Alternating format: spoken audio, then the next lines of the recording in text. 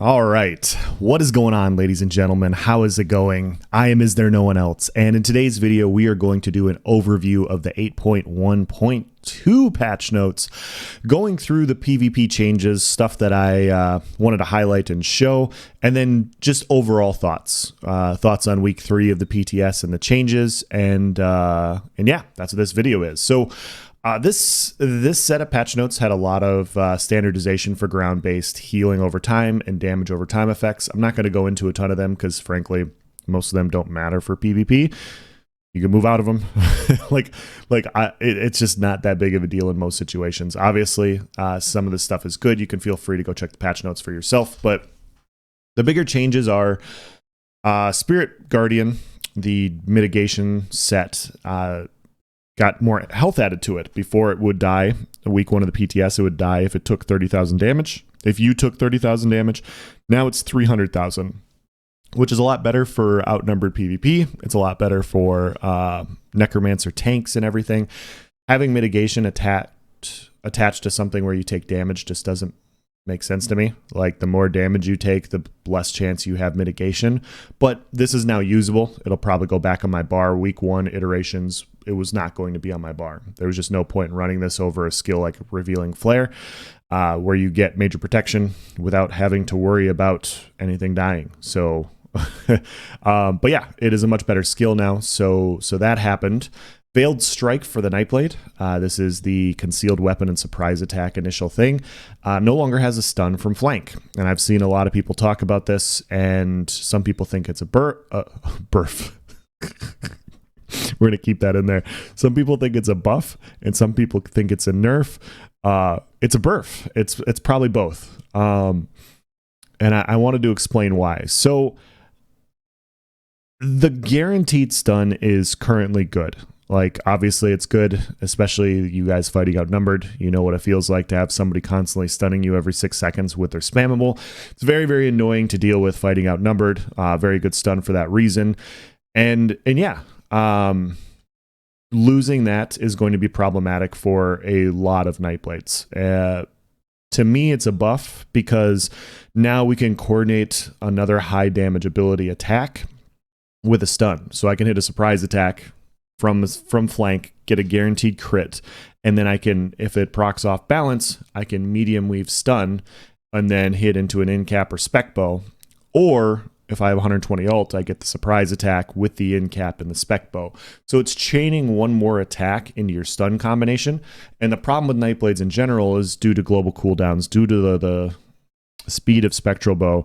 Oftentimes, if you hit somebody with an in cap, they can CC break and dodge roll, or CC break and block before the spectral bow even lands. And so, although the combination hits very hard, it's pretty telegraphed, it's pretty predictable. It takes a while to kill people. And so speeding up that combination is better for, like, if you're looking to increase Nightblade to the top tier of classes, like some of the other classes that exist, speeding up that process would be better. Well, they didn't speed up the process, but they added another skill that you can now link together. And so this is a substantial buff for players that know how to link together combinations and utilize off balance. So I think it's a buff for me, but for other Nightblades that don't know how to link together these combinations, it very well could be a nerf. And so whether you think it's a buff or a nerf really depends on how you play Nightblade. And so I'm not saying it's skill derived or anything like that. It's just how you play it. Could change your opinion on this. So we'll call it a burf. I can't believe that happened, but that's hilarious. I think it's a substantial buff. I think this is a huge change. And obviously they're keeping the guaranteed crit for PvE from a flank.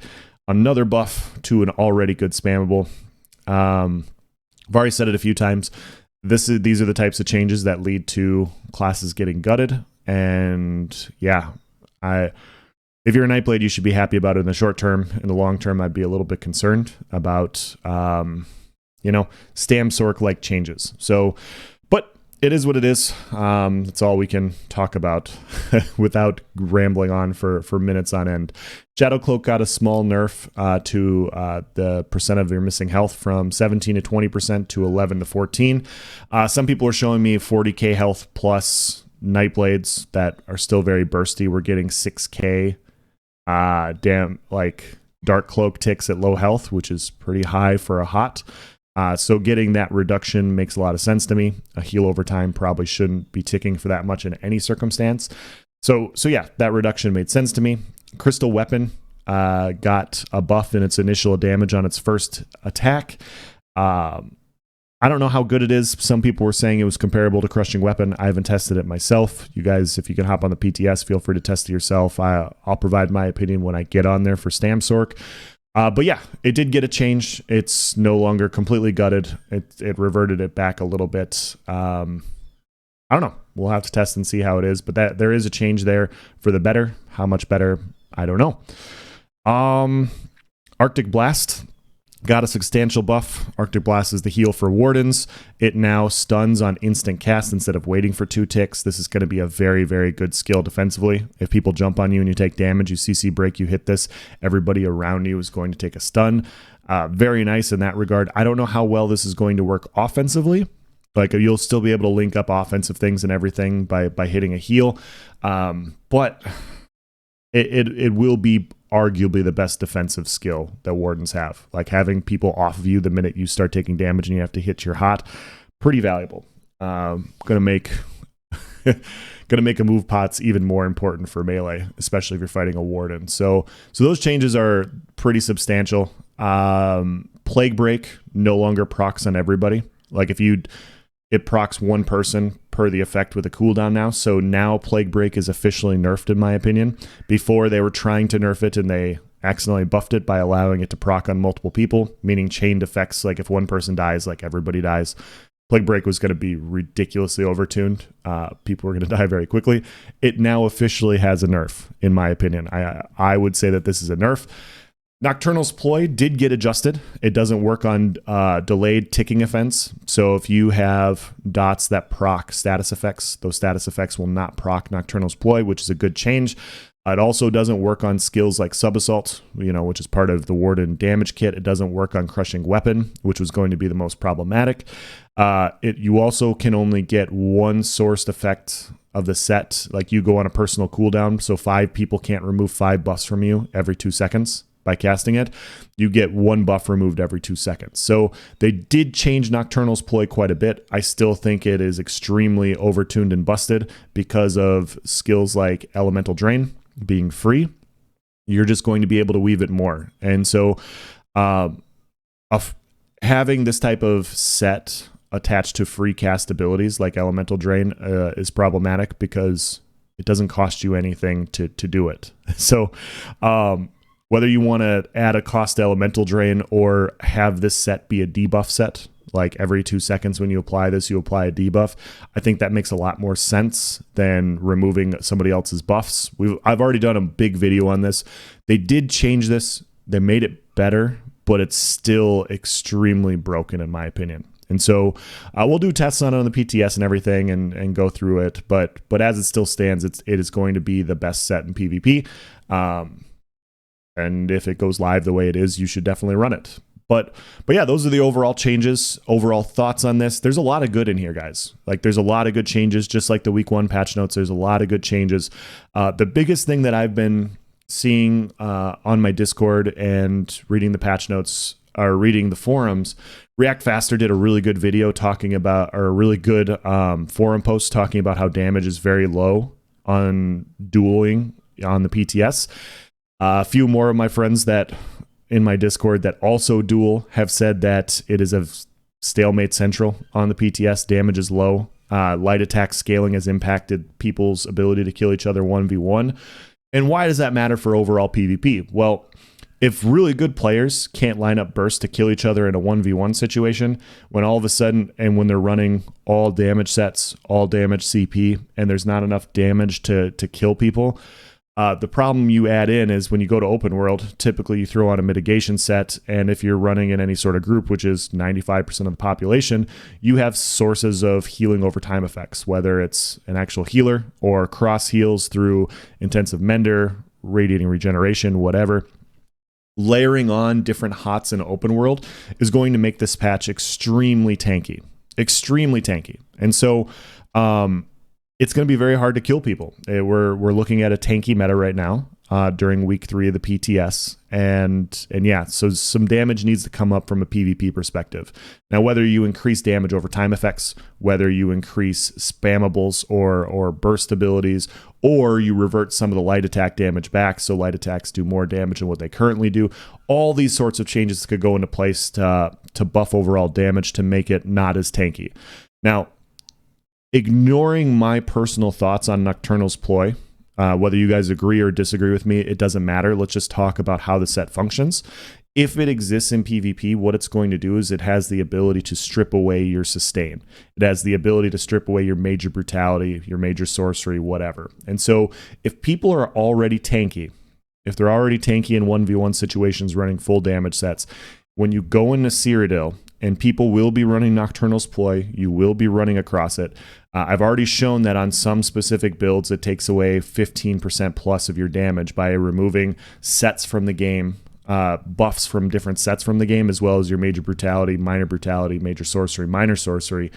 It's a very good mitigation set by just removing those things. On top of that, because it's reducing your recoveries, you also have to probably build more recovery. Like if you know that your potion pot recovery is going to get removed, you will have to supplement that 30% sustain via enchants or a set or whatever. And so because you have to supplement those things, you're going to build less damage in order to survive an outnumbered Cyrodiil. So my point with bringing all this up is when you have a patch where people in damage sets can't kill each other 1v1, and you incorporate a set like Nocturnal's Ploy, which will mean that you have to build in less damage than you would in a 1v1 situation, and you add in healing over time effects and all these other sorts of things, it's going to create a very tanky meta. I don't want to talk too much about whether Nocturnal's Ploy should exist in the game or not. You know my opinion. You disagree, that's more than fine.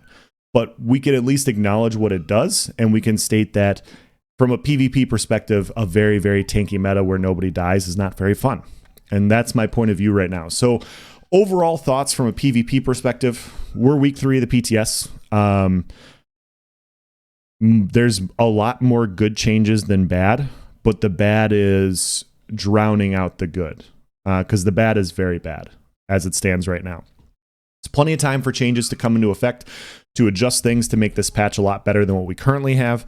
It only takes a few adjustments, in my opinion, increasing some damage like I brought up from spammable or dot or light attack perspective, adjusting Nocturnal's Ploy so it's not going to reduce so much damage. Those sorts of things would be very, very impactful so that we can kill each other in PvP. But the other thing that I have to bring up is it's week 3 of the PTS. And so I don't know how many more changes are going to come into effect. Traditionally, week 3 of the PTS is the big changes, and then they do small minor tweaks. I don't know how to look at this. Like, they said more changes are going to come week 4 and week 5. They did say that they went through a heap of opinions. They went through lots of different testing and stuff on the forums. And so these patch notes are actually kind of small, which kind of leads me to believe that there will be more week 4 and week 5 changes. But I don't know for sure. I don't know for sure, guys. So we're just kind of left wondering, like, is there going to be a lot more? Are they going to make any more adjustments? I don't know. And so my analogy I would provide is these patch notes from a PvP perspective is like you go out to a really nice steakhouse and they give you an awesome meal. Like, you got your perfect steak, how you cook it, hopefully not well done, you animals. You get your green beans, you got the perfect meal.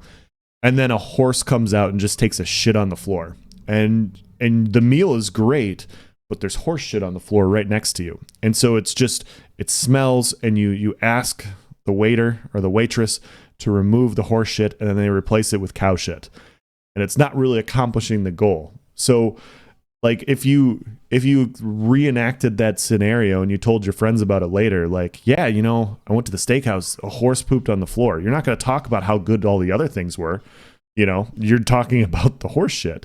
So that's what this patch kind of reminds me of so far. There's a lot of very good changes. The adjustments to Oaken Soul, the adjustments to Calurians by nerfing it from a burst damage perspective, but still making it good, making it like old school Viper. It's still going to be a very, very good skill set.